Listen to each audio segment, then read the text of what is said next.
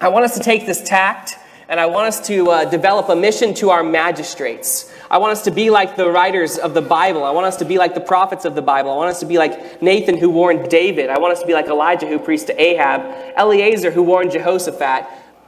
We need to dream bigger. We need to dream bigger, and we need to strategize bigger than just picking up the scraps of what the government will give us. Amen? I'm going to give one more chance for John to give us a strategy that I think will follow up this well.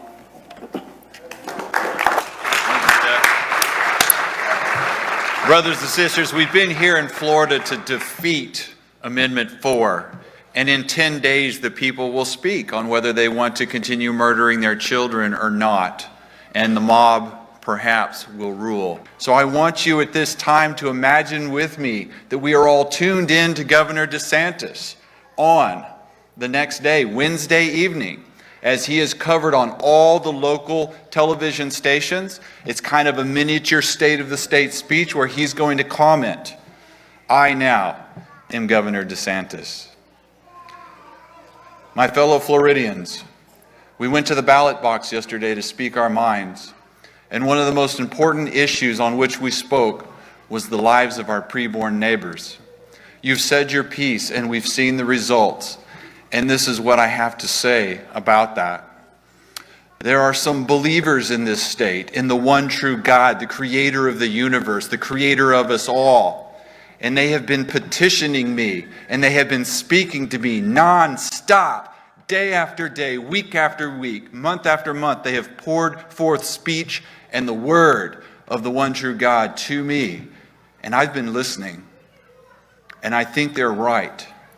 I think that as the highest chief executive officer of this state, I do have a duty to uphold the Constitution and the law of God. And I've looked at them, and they tell me that the shedding of innocent blood is wicked and evil and illegal. The Constitution of this nation and of this state guarantee the right to life and the equal protection of our laws. Therefore, tomorrow morning, when mothers and fathers and aunts and uncles and grandmas and pimps and boyfriends show up at our altars of child sacrifice, over 50 of them, they will be met by police under my command, blockading the driveways. We will no longer murder innocent babies in this state as long as I'm the governor of this state. I will now take questions from the media. What's that? They're going to throw me in jail? Oh, who is they? I'm the chief executive of this state. I work for the people. If you want to vote me out of office in another 4 years, fine. But you know, by that time, all the rest of the states will see what we did here in Florida. The red states that love God and want to save their land will follow suit. And I expect I might be in the White House by then. Next question. Do you guys see where this could go? Let them not bear the sword in vain. And in our representative republics, it's the executives who bear the sword. They have guns, they have handcuffs, they have blockades.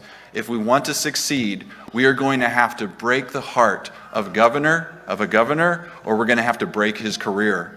And that needs to be a critical part of our prophetic message as we go forward into 2025 and beyond. And I know Seth is going to be breaking down doors here in Florida to get to DeSantis, brief him on what his responsibility is and how he can do it.